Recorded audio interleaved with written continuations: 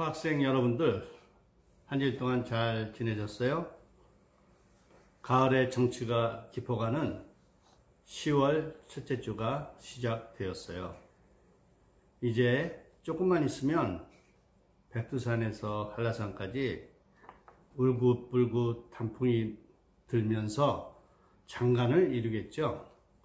그리고 푸른 하늘과 더불어서 코로나에 지친 우리의 삶을 위로해 주었으면 참 좋겠네요.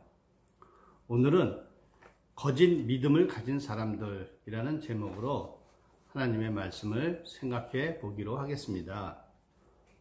지난 시간 생명의 빛을 얻기 위해 우리는 예수님을 따라야 한다고 배웠습니다.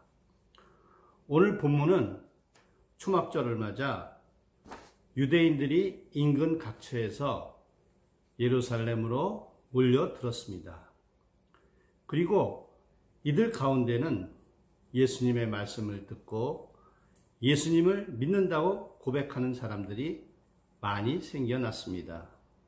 30절, 이 말씀을 하심에 많은 사람이 믿더라. 이 구절은 참으로 놀라운 말이 아닐 수 없습니다.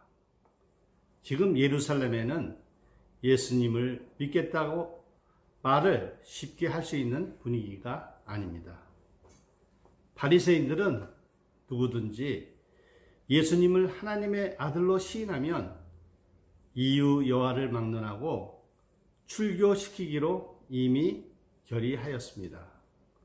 함부로 예수가 메시아라고 말할 수 없는 분위기가 예루살렘 전체를 깊게 들이우고 있었습니다.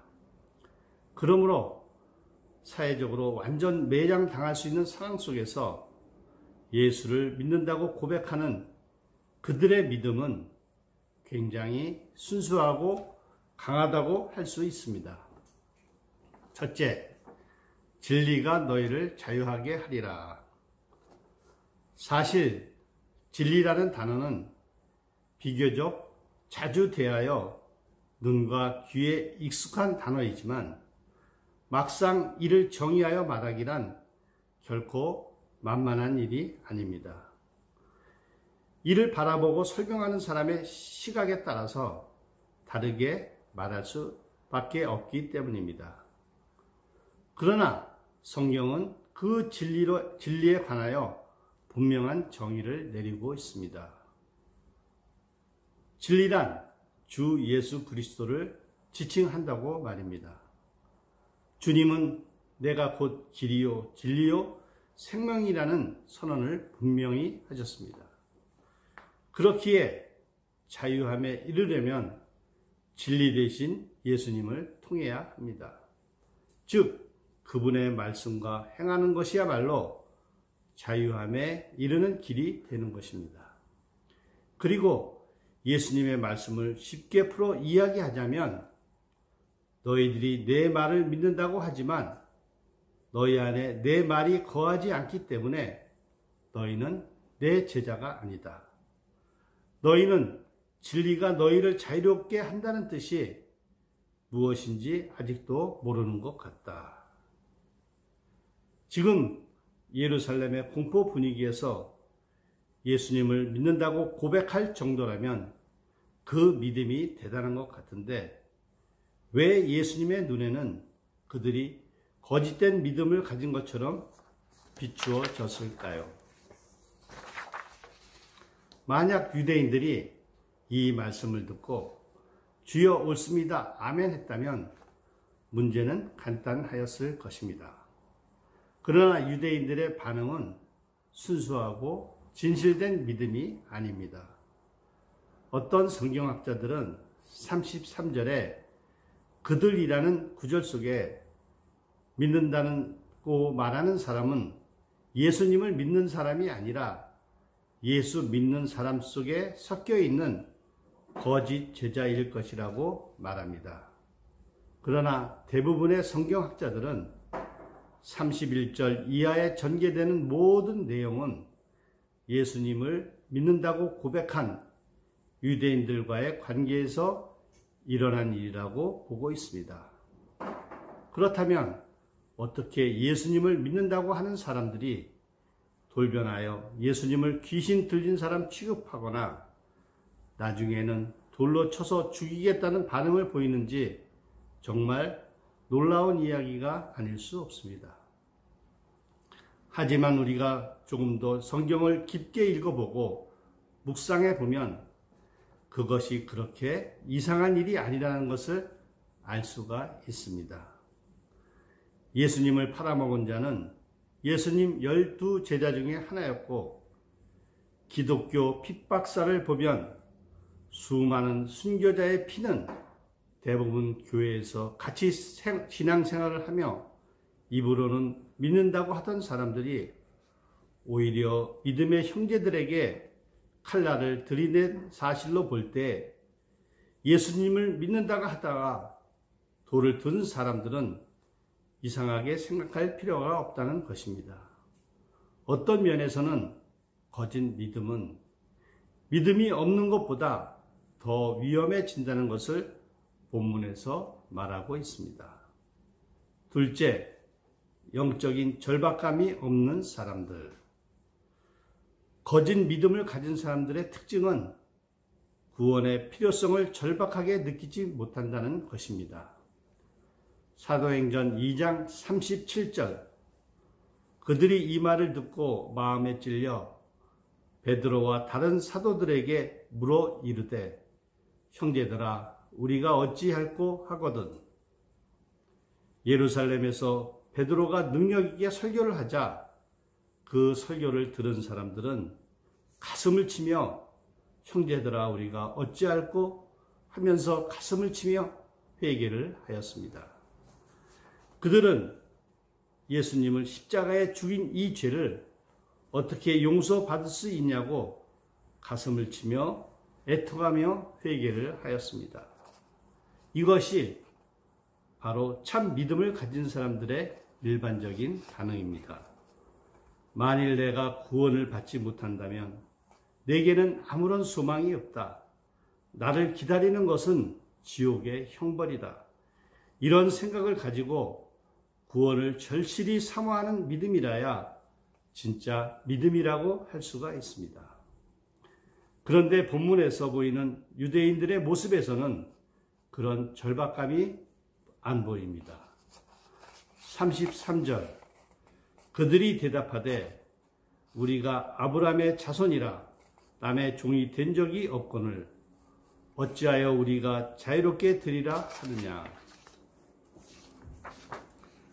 유대인들은 자기네가 종노릇을 한 적이 없다고 주장하지만 사실 이스라엘 역사를 뒤돌아보면 한마디로 노예의 역사입니다. 그들은 아브라함의 자손으로 태어나 애굽에서 수백 년 동안 종노릇을 한 수치스러운 과거를 가지고 있습니다.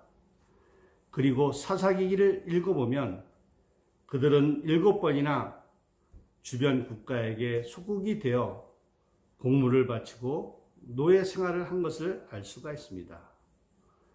다윗과 솔로몬 시대에 반짝 나라의 주권을 가진 듯 했으나 멀지 않아 아수르의 침공으로 북이스라엘이 멸망하였고 바벨론의 침공으로 남유다가 망해 모욕적인 포로 생활을 하였습니다.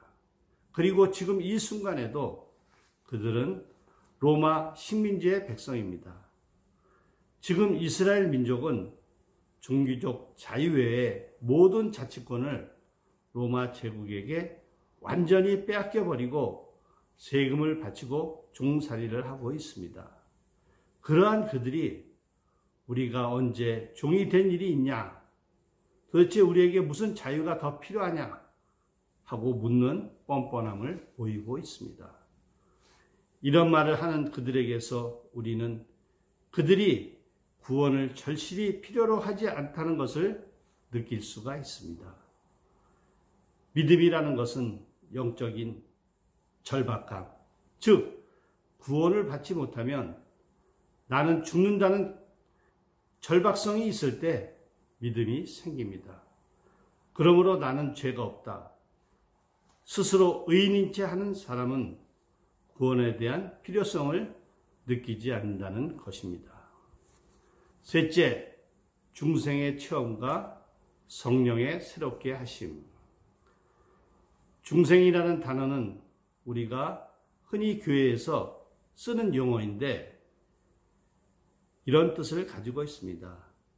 개인의 죄가 사해져서 성령에 의해서 새롭게 태어나는 것을 뜻하고 있습니다. 예수님이 니고데모가 어떻게 해야 영생을 얻을 수 있냐고 물어보셨을 때 물과 성령으로 거듭나야 한다고 말씀하셨습니다. 대법원 판사로서 기독교 법조인 모임의 회장직을 맡으셨던 이용훈 장로님은 대학교 4학년 때 사법고시에 합격을 하였습니다. 모든 사람에게 부러움을 한 몸에 받으셨습니다. 그리고 그 후 10년 넘게 교회를 열심히 다니며 법관으로서 또 신실한 신앙인으로서 모범적인 모습을 보이며 믿음 좋은 청년이라 인정을 받았습니다. 그러다가 1978년 국비 장학생으로 독일로 유학을 가게 되었습니다. 조그마한 대학 초년에서 공부하게 되었는데 한국인은 거의 없는 도시였습니다. 그렇게 외롭고 답답한 생활 속에서 공부하던 중에 어느 날 한국인 선교사를 만났다고 합니다. 이런저런 얘기를 나누다가 선교사는 이용훈 판사에게서 신앙에 조금 이상한 점을 느끼고 이렇게 질문을 하였습니다. 실례가 될지 모르지만 제가 질문 하나 하겠습니다. 예수님을 믿습니까? 예, 저는 지금까지 10년 넘게 교회를 열심히 다니고 있습니다. 그러자 선교사는 교회를 다녔냐고 묻지 않고 예수를 믿느냐고 물었습니다. 라고 재차 질문을 하였습니다. 그러자 말문이 막히게 되었습니다. 그 질문에 깊은 의미를 이해하지 못한 것입니다. 난처한 표정을 짓고 있으니까 선교사가 이런 말을 했습니다. 제가 보니 이 판사님은 예수님을 믿으시는 분이 아닌 것 같습니다. 그래요? 그러면 나는 무엇입니까? 선교사가 말했습니다. 다시 말해서 중생의 체험이 없는 것 같습니다. 그럼 어떻게 해야 중생의 체험을 합니까? 선교사님이 말씀하셨습니다. 집에 가서 회개를 하십시오. 용서를 구하십시오. 그러면 하나님이 죄의 사함에 기쁨을 주시고 그 기쁨이 일어나면 중생 받았다는 것을 믿으셔도 됩니다. 선교사의 말을 듣고 집에 가 회개 기도를 시작하였습니다. 그러나 아무리 회개하려 해도 회개거리가 생각나지 않았습니다. 대학교 4학년 때까지 공부만 열심히 했고 그 후 젊은 나이에 법관으로서 직무에 충실하게 살았는데 회개거리가 생각나지 않았습니다. 그러다 문득 초등학교 4학년 때 학교에서 집을 가져오라는 숙제를 내주었는데 자기 집의 것을 가져가지 않고 옆집 것을 몇 단 뽑아서 가지고 간 것이 생각이 났습니다. 생각해 보니까 법조인으로서 절도죄에 해당되는 죄였습니다. 그래서 하나님, 어릴 때 이웃집 훔친 것을 회개합니다. 그것은 절도죄이오니 용서해 주세요. 하고 기도를 드리니까 줄줄이 회개거리가 생각나 열심히 회개를 하니 마음이 편안해지고 기쁨이 충만하였다고 합니다. 어쩌면 우리 모두 이런 죄를 한두 번, 아니 그것보다 더 많이 지었는지 모릅니다. 남의 눈에 드러나지 않는 죄는 큰 잘못이 아니라고 생각하니 죄가 생각나지 않는 것입니다. 따라서 십자가의 죽음이 우리 마음에 절실히 와 닿지 않을 수도 있습니다. 그래서 유대인처럼 내가 무슨 잘못이 있느냐, 회개를 하느냐는 식의 반응이 얼마든지 나올 수 있습니다. 그러나 이런 식의 생각을 하는 사람은 거짓 믿음을 가진 사람입니다. 우리 기도드리겠습니다. 사랑의 하나님, 주님의 은혜를 감사합니다. 주님은 물과 성령으로 거듭나지 아니하면 하나님의 나라에 들어갈 수 없다고 말씀하셨는데, 어리석은 저희들은 사람들 눈에 보이는 죄만 죄로 생각하고 살았습니다. 사람들 앞에서는 몰라도 하나님 앞에서 나는 죄인 중에 죄인이라 고백하고 회개하는 저희들에게 성령께서 역사하여 주시옵소서. 예수님의 이름으로 감사하며 기도올렸사옵나이다. 아멘. 자, 할렐루야. 다음 시간에 뵙겠습니다.